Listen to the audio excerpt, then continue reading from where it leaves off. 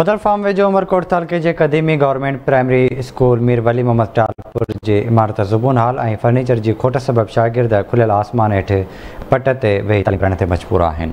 Report करे रहियो आहे जानिब दलवाणी।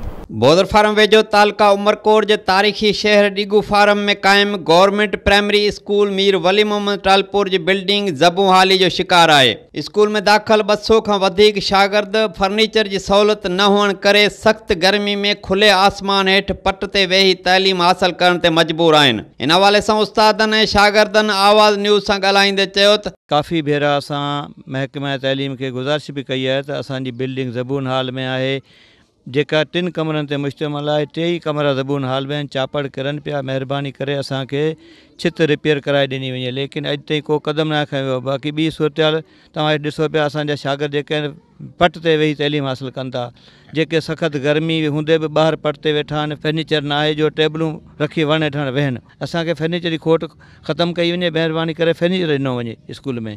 ऐं ॿियो त बिल्डिंग जी छित जेका आहे उहा गार्ड टीयर करे ॾिनी वञे।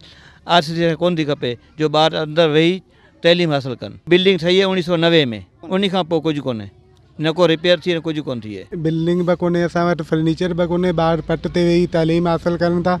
असांजो मतालबो इहो आहे त आला इख्तियारनि खे त इन स्कूल में बिल्डिंग ॾिनी वञे ऐं फर्नीचर ॾिनो वञे त जीअं ॿार तइलीम हासिल करे सघनि सही नमूने। असां वटि 200 खां तक़रीबन मथे ॿार आहिनि। फर्नीचर कोन आहिनि, असांजी बिल्डिंग जा डेली चापड़ किरनि था। असां उन खौफ़ में असां हिते वेठा आहियूं। हेठि फर्नीचर असां फर्नीचर कोन आहिनि, असां फर्नीचर ॾियो। सभु ॿार हिते हेठि वेठा आहिनि। असां पट ते वेही तालीम हासिल कयूं। असांजे स्कूल में फर्नीचर भी ना आहे। असांजे स्कूल जो चापड़ हर रोज़ किरनि था। असां हेठि वेही तालीम हासिल करूं था। महिरबानी करे असांखे बिल्डिंग ऐं फर्नीचर ॾिनो वञे।